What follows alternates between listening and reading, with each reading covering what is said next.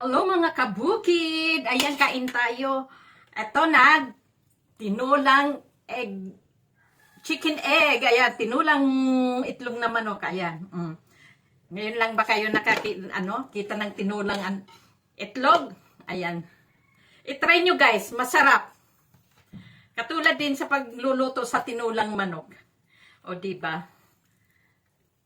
Ang sarap ng sabaw niya. Tapos, lagyan ko ng papaya, maraming papaya at saka moringa. O, diba? Asa ka pa? May gulay na may sabaw pa.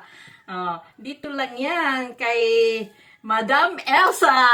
Ayan, try nyo na guys.